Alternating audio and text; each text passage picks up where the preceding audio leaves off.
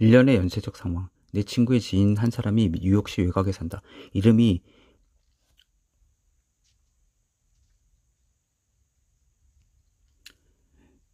라라인 65세의 그 여성은 도시를 벗어나고 싶어서 정기적으로 버몬트 부족에서 찾아오는 터라 나도 여러 해 동안 알고 지냈다. 그녀는 건강했지만 연쇄적인 진단과 치료 과정 때문에 몹시 고생한 적이 있다. 그 모든 일의 시작은 10여 년 전 받았던 골다공증 선별 검사부터다. 그녀의 골밀도는 T스코어 1.8이었다. 당시 아무도 그 정도를 골다공증이라고 하지 않았다. 그렇지만 1차 진료 주치의는 라라에게 다른 위험 요소들이 전혀 없는데도 골절 위험이 높은 상태라고 말했다. 우리 모두 골절의 위험을 어느 정도 가지고 있다. 치료가 그리 어려운 일이 아니라며 효과도 좋다는 말까지 덧붙였다. 라라의 대답은 그렇다면 왜 치료를 안 받겠어요? 였다. 그래서 골밀도를 약간 높여 골절 위험을 줄인다는 호르몬 보충요법이 시작되었다. 그녀는 약물 투여를 잘 견뎌냈다. 그런데 그 시점에서 호르몬 보충요법에 대한 중요한 무작위 시험 결과 하나가 보고되었다. 호르몬 보충요법이 뼈를 강하게 만들지만 심장말짝, 뇌졸중, 유방암 위험도 증가처럼 해로운 부작용들이 나타날 수 있음이 알려진 것이다. 주치의는 호르몬 투여를 중지하고 다른 골다공증 치료제를 쓰자고 권유했다. 그래서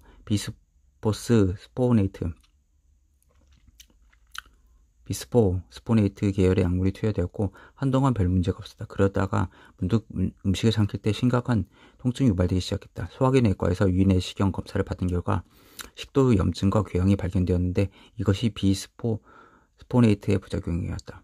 또 다른 약이 처방되어 식도염은 아물었지만 통증을 동반한 전신 발진이 나타났다. 이번엔 피부과 의사에게 진단을 받았다. 약물에서 기인한 발진으로 약진이라고 하죠. 추정되어 약을 끊자 발진도 사라졌다. 도대체 어떤 치료를 해야 할지 몰라서 고민하던 의료진들은 골다공증이 내분비 질환이었으므로 내분비내과 전문의에게 라라를 의뢰했다. 의학적으로 골치 아프고 예민한 골다공증 환자들을 내부인내과에 의뢰하는 것이 보통이다. 여기서 라라에게는 처음부터 골다공증이 없었다는 것을 떠올리자 그녀는 기껏해야 골 감소증 정도였다. 전 골다공증쯤으로 생각할 수 있다. 게다가 그녀는 골절이 잘 일어날 위험 인자를 하나도 가지고 있지 않았다. 전문가라면 당연히 가장 기본적인 질문, 즉 지금 이 상태에서 과연 치료가 필요한가 하는 점을 되짚어야 한다. T스코어도 높지 않고 다른 골절 위험 인자도 없었기 때문에 골절이 일어날 가능성은 매우 낮다. 따라서 치료를 통해 얻을 수 있는 이익은 보잘것없는 수준이었을 것이다. 그러나 내분비내과 의사는 이런 문제를 제기하지 않았다. 그는 의학적으로 판단하기 어려운 케이스를 다루고 있었을 뿐이다.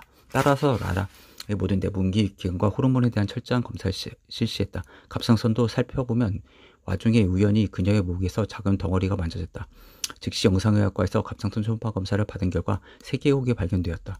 제일 큰 혹의 지름이 약 2.5cm 정도였다. 혹 3개에서 채취한 액체로 세포학적 검사를 실시했다. 의심스러운 세포들을 현미경으로 들여다보고 나서 병리의사는 암소 보일지 모른다고 우려했다. 암이 맞는지 정확히 하려면 갑상선을 수술로 떼어내서 확인하는 방법밖에 없었다. 그녀는 다시 외과 의사를 찾아야 했다. 한번 생각해보자. 당신은 별 이상이 없다고 느끼는데 뼈가 얼마나 튼튼한지 보자며. 왜 그러냐면 부갑상선이랑 칼슘이랑 상관이 있죠. 칼치토닌 그거 분비하고요. 검사 결과 골밀도가 동일한 연령대의 평균보다 아주 조금 아래인 것으로 나타났다. 하지만 당신은 골절 위험군으로 분류되어 뭔가 조치를 취할 것을 권고받는다. 3가지 약물을 차례로 복용하고 새 전문의들을 만나다가 마침내 갑상선 암일지도 모른다는 말까지 듣는다. 마치 1년의 연쇄 과정과 비슷하다. 고생을 많이 했지만 최소한 라라 사례는 해피엔딩으로 끝났다. 신중한 외과 의사가 거기에서 진행을 멈추게 했기 때문이다. 그 의사는 거의 모든 성인들의 갑상선암으로 생각할 만한 소견을 하나씩 가지고 있음을 알고 있었다. 천만다행으로 지금 라라는 괜찮다.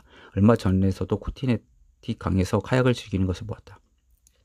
하지만 이전과 달리 건강검진을 꺼린다. 이와 같은 진단 및 치료와 관련된 연쇄적 상황들이 얼마나 흔하게 일어나는지는 알 수 없다. 아무도 이 문제에 주의를 기울이지 않는다. 이런 일이 비록 대부분의 사람들에게 일어나지 않지만 아주 드문 것도 아니라는 것을 나는 안다.